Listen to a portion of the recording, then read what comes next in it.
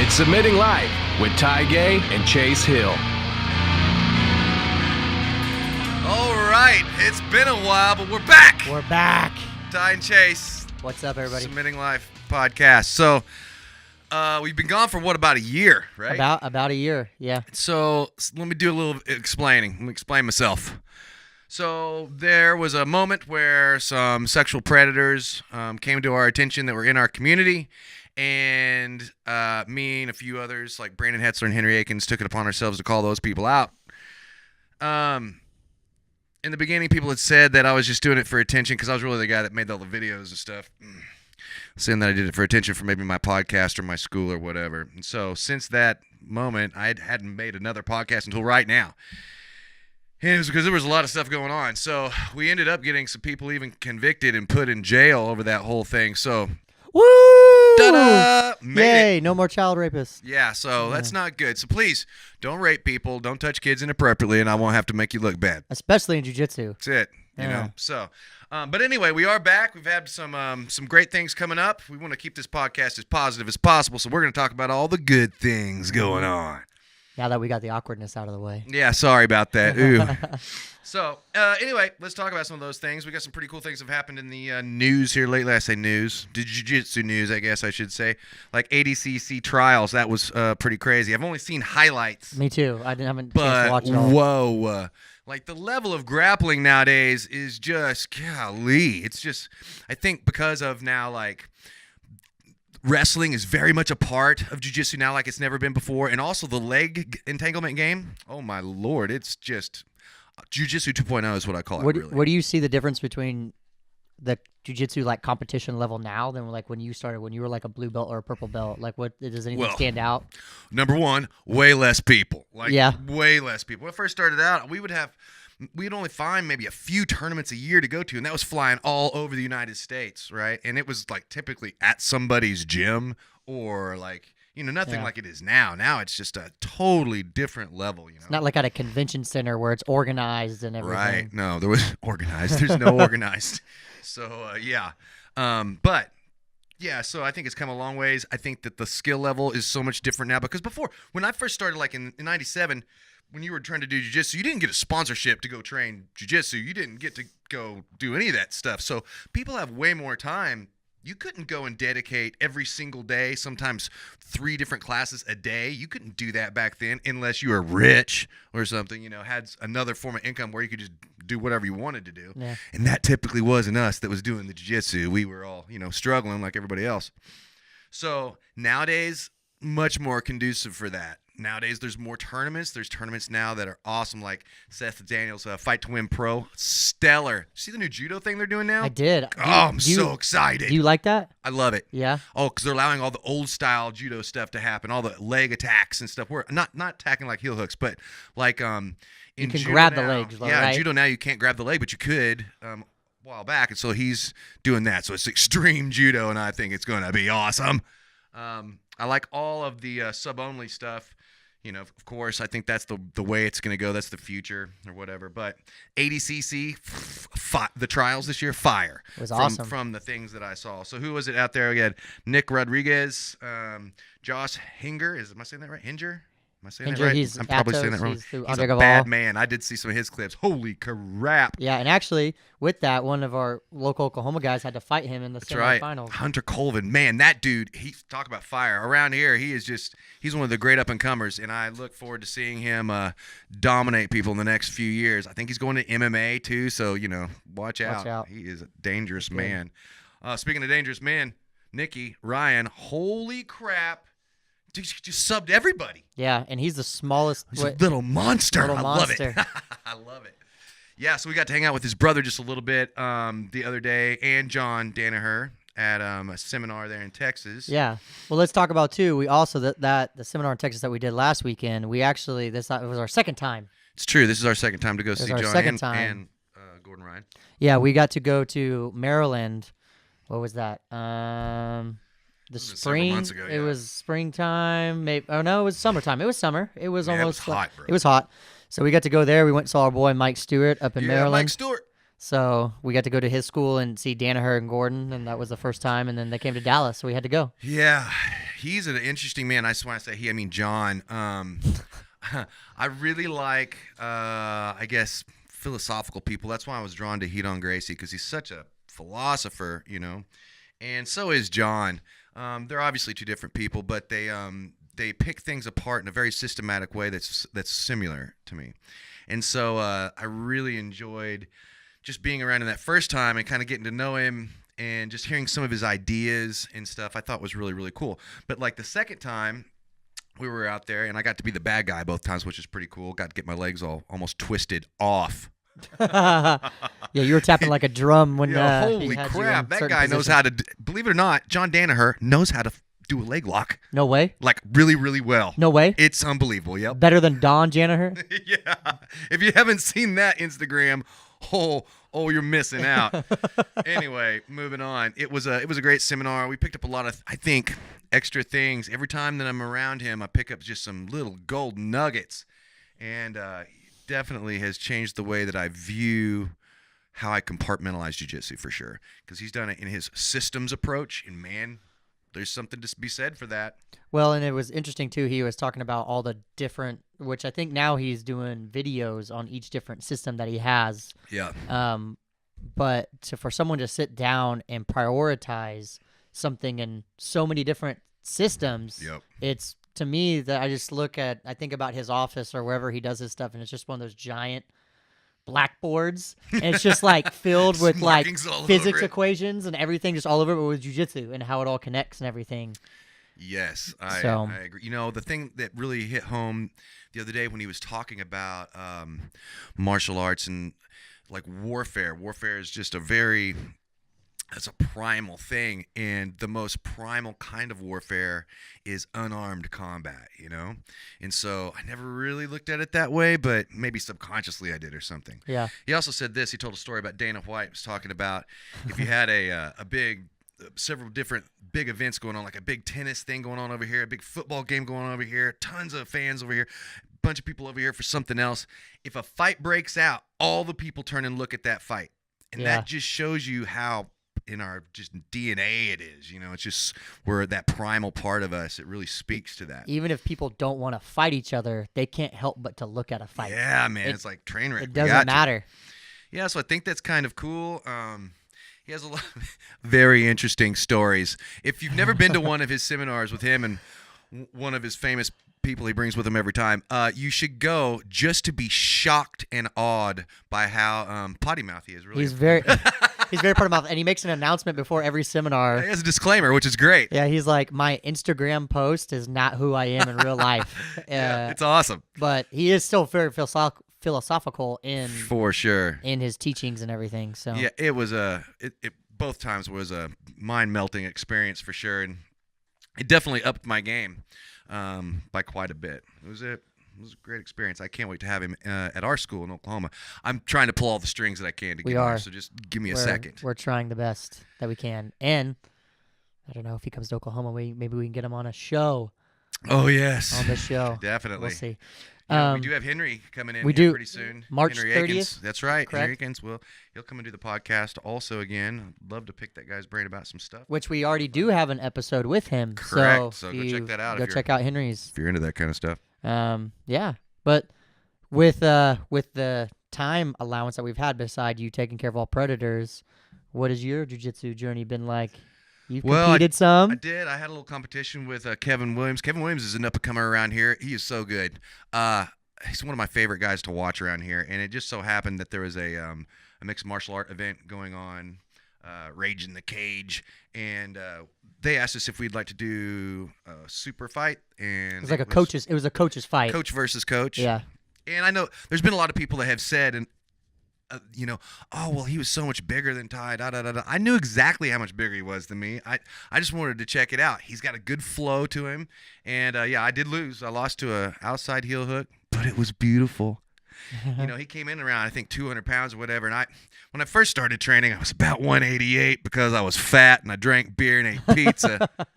It's a band diet. But, so when I started working out, I realized I was like really 172 when I start working out really hard. So there was a little size difference there, but again, I knew in advance going into it that he was going to be bigger than me, and I just wanted to feel how it was to roll with somebody that was that good. Because believe me, brother, he's good.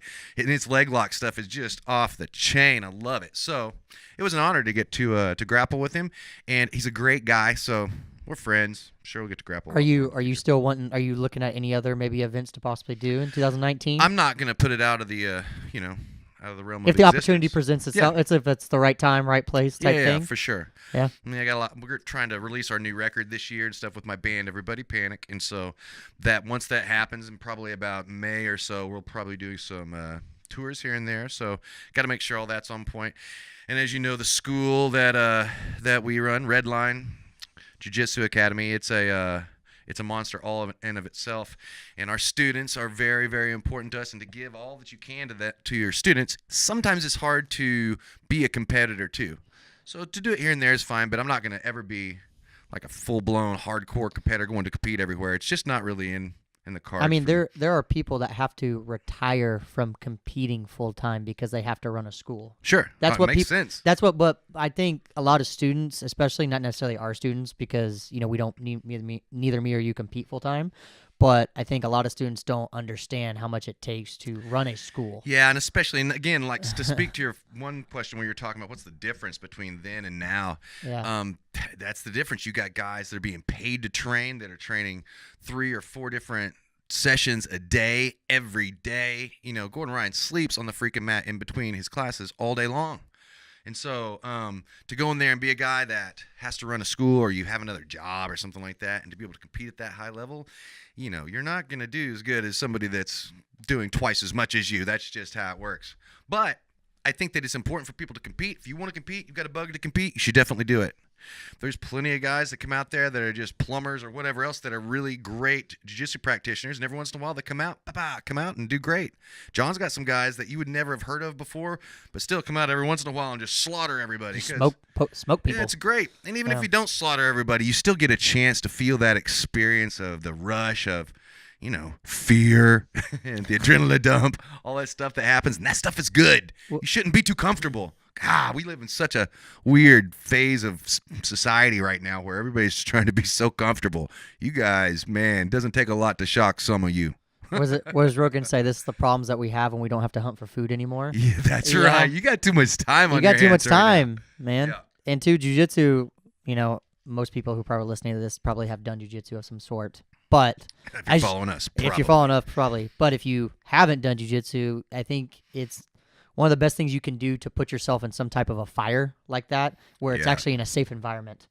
Yeah. Because people go out and they find all these different things to make them feel uncomfortable. That is way less safe than jiu-jitsu. Yeah, for right? sure. But jiu-jitsu, you can really feel what it's like to get into a real altercation. Not that you want to get into altercation. Sure. But you get to experience that adrenaline dump and that fight or flight. I mean, there's also the fact that you can't think about your job or your bills or whatever's going on when you're in there actually doing so stuff. This is not on our notes, but that's okay. Speaking of talking, did you see the video? It came out a few months ago, but of the guy who I think it was a jiu-jitsu instructor, and they were rolling with a student, and he was like putting the student to sleep and then waking them up and then retapping, and then everyone was like going around. He was being passed around by other instructors, and it was just kind of a see that's the thing that pisses me off about, like, that's what people see of jiu-jitsu.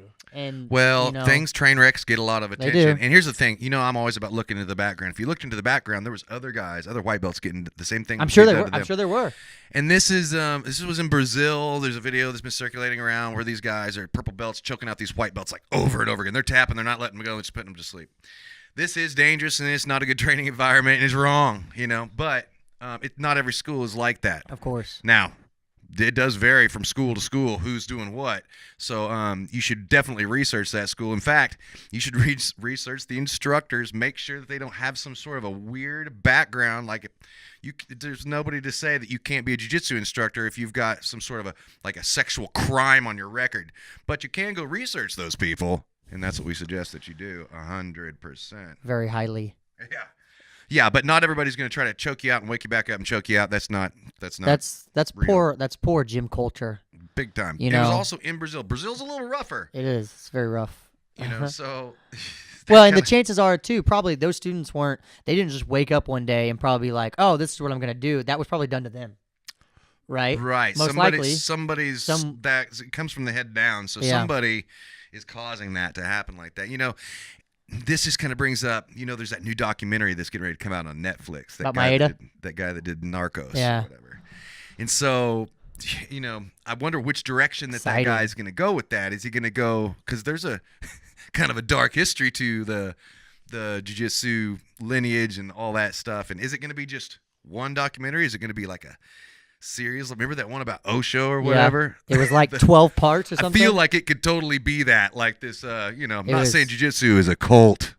It's a cult. But sometimes it's a cult. It's a cult. It's 100% a cult. It would be interesting to see what side of history they're going to talk about, or parts of history, we should say. Yeah, and I'd be curious to see where do they actually... It sounds like they're going to start at like Maeda. But, I mean, you could even go back further than Maeda.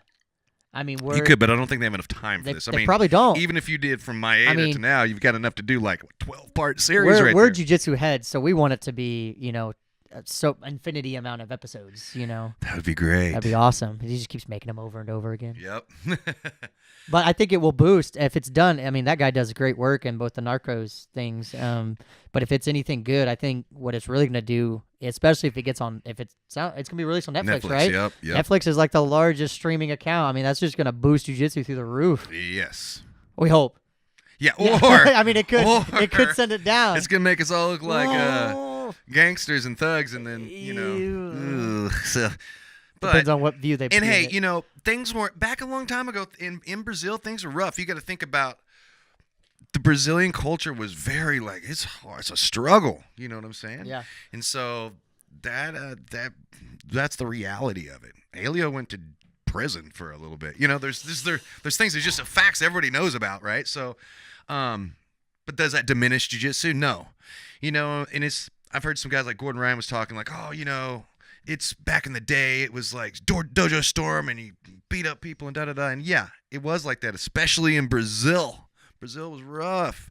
But that doesn't mean we have to be that way today. There's no dojo storming happening today. If somebody's dojo stormed my place, I'm pretty sure all the cops in there would shoot you. Yes. Well, it's not needing to be proven anymore. Yeah, no one's proven jiu-jitsu works now. We know it works. I mean, when Elio and Carlos were going around, no one believed them. It's true. Right? So it was that, the only way we can get people to believe us is to, excuse my French, fuck people up. Yeah. That's what you have to do. You have to mess people up. So now everyone knows the power of jiu-jitsu. Mostly. I don't know. There was some McDojo stuff on Instagram the other day, and I said something about it, and all these different, Tai Chi ninjas jumped. I say that in a loving way. Yes. But Tai Chi ninjas jumped out of the internet at me to let me know about, that was fantastic. Combat Tai Chi. There was a guy really talking about combat Tai Chi, and nothing against Tai Chi.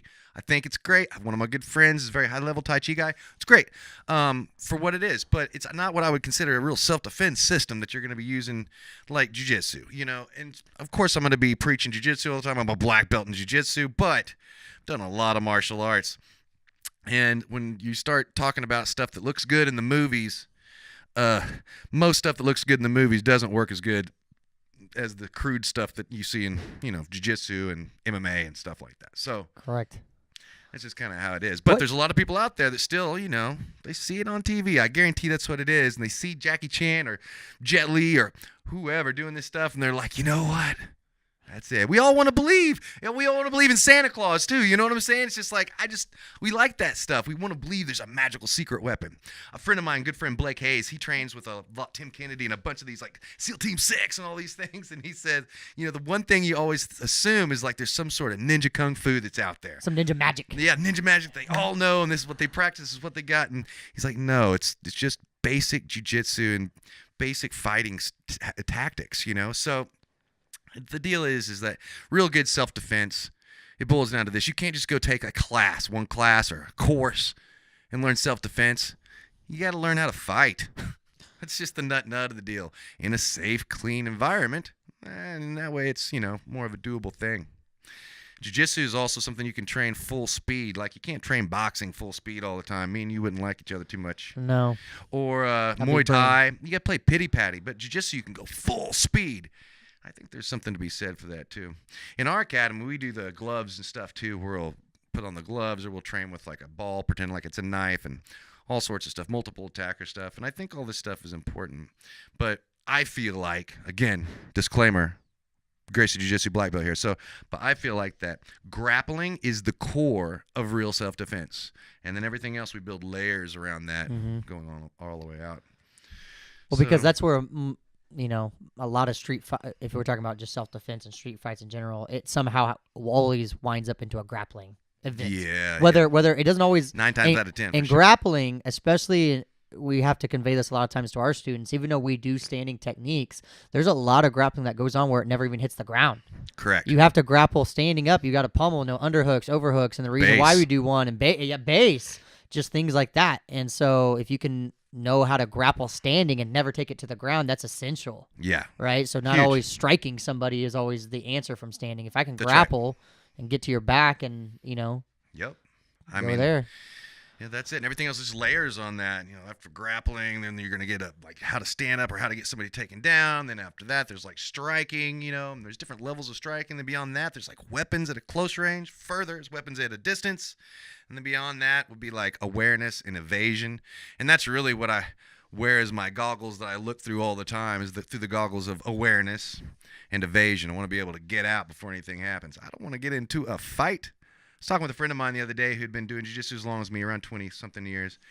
And he was like, back in the day, I used to not tell anybody I did jiu-jitsu. So it was like my secret weapon in case I got into a street fight. He goes, it's been 20 years now, and I have never gotten into a street fight. He goes, I guess I could start telling people now. Yeah. Yeah. Well, I think that'd be more of I don't know. I guess it depends on what crew you run with and where you run. It could be a deterrent for some people. Like some people are like, oh, man, I don't want to mess with you. But then some people, there's always going to be that one tough guy that doesn't even know what jiu-jitsu is. And if you're in your 20s, maybe it can happen or whatever. Wants to test it. Henner Gracie says fights happen because of two things: ego and alcohol. 100%. Sometimes mixed together. It's the combo, So, I get that. But, if you're in your 30s or 40s, you got no excuse to be getting into fist fights out there, people. Come on. Not unless it's for your life. Unless somebody breaks into your house, then that's, that's different. But barring that, I'm pretty sure there's not many other times that you should be in a street fight. Especially now, man. People got guns everywhere. You go into a fight, god dang. Yeah, Oklahoma. We're getting ready to pass a bill that's going to allow anybody to carry without a permit. Bang, bang, shoot them up. Along with our weed, that's not legal. Oh, weed is now legal now. That's in right. Oklahoma. Too. Yep. Alcohol. We're not 3-point anymore. We can buy 6-point in gas stations. And I don't know what happened, but I think somebody's playing a trick on Oklahoma right now. They're like, let's just do an experiment. We've been stuck in the Stone Age for a long time. We were the last state to be able to have tattoos legal in and America. It was just a few years ago. Yeah. We went from that to being weed legal and having our alcohol raised up, buying it in the stores and the gas stations and stuff. People now. have guns everywhere Crazy. now. Texas is so mad at us right now. So mad. We got casinos too. Yeah. Oh man, it's good stuff. Well, Oklahoma used to be a drag. It's not a flyover state anymore. Nope. Hey, we didn't even talk about for our audience viewers who are viewing us on YouTube. So hey, YouTube. If you want to go watch us on YouTube, please do. But we're in a new studio. Yeah, did you like that? Like that? We upgraded. We're actually in a studio. Like this is not in the back of Redline anymore. Oh, wow. That was a good place though. Yeah, we'd like to thank our sponsors. Redline. Yeah. Hey, well, we got several sponsors. I mean, today it's Nestle Pure Life Water. Thank you guys. Appreciate the waters. Yeah. Yeah. That's pretty much it. Oh wait, Jiu-Jitsu. We're sponsored by that 100% of the time. 65% of the time. Our producer Travis. What's the name of your Skylark? Ooh. That's where we're actually doing our studio filming at. Skylark. This is your warehouse and offices. And offices. So if you guys need any badass video equipment or need people to shoot your stuff, hit them up. They're not going to help you. They're too bourgeois. They're not. No, just kidding. Let's use our studio, so I don't care how bougie they are. It's great. Well. Oh, we're going to have some podcasts. Obviously, we're starting to do them again. So we're going to have some more coming up pretty soon. Like we said, we're going to have Henry on pretty soon. But before that, I have a friend of mine who is a brain surgeon. So he's like an actual neurosurgeon. He's a student of ours. He's a student. And we're going to bring him in and talk about just some different things like I've run into some problems teaching like women's classes and stuff to like the battered women's shelters and stuff like that because they don't like the idea of choking people. And that kind of led me down this weird rabbit hole of finding out what is too much, like when you're choking somebody, what causes, aneurysms and things like that. And this guy specializes in strokes and aneurysms and stuff. So bring him in to talk about that. Also, I'll go down the rabbit hole and we'll see if we can't talk about some of that Neuralink stuff that Elon Musk is trying to put in our brains. That'd be awesome. Oh, yeah. Can't wait. Upload me. We'll most likely probably put a post out on our Instagram or one of our personal Facebooks, and then you guys we'll let you know when he's coming on. So if you have any specific brain questions, yes, you can let us know, because me and Ty have our own questions, but we're kind of goofy, so we may not ask what the most popular ones are. So yes, if you just let us out. know. Yeah. Yeah, And if you have somebody that you want us to interview, or that maybe you want to be interviewed and you've got a good story about something, if you have submitted life, then reach out to us, let us know, and we'll see what we can do. Yes, sir. Yeah, so we might ask you some strange questions, so just keep that in mind. If you come on, it's on you after that.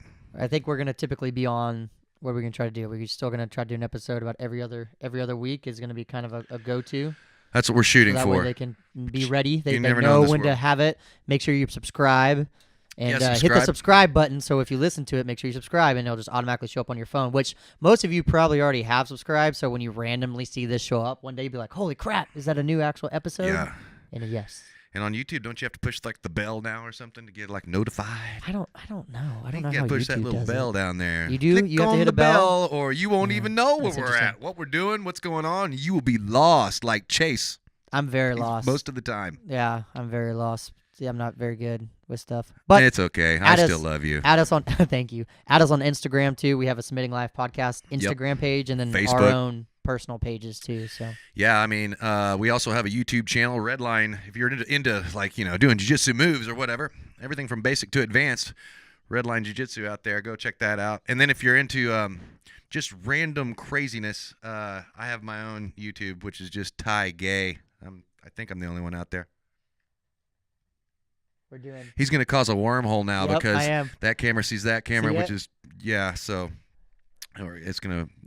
Side note: did you see the Black Mirror? If you haven't watched the Black Mirror movie, go watch the interactive one and do it. That's your homework, and then discuss. Submitting live. Peace. See ya. Bye.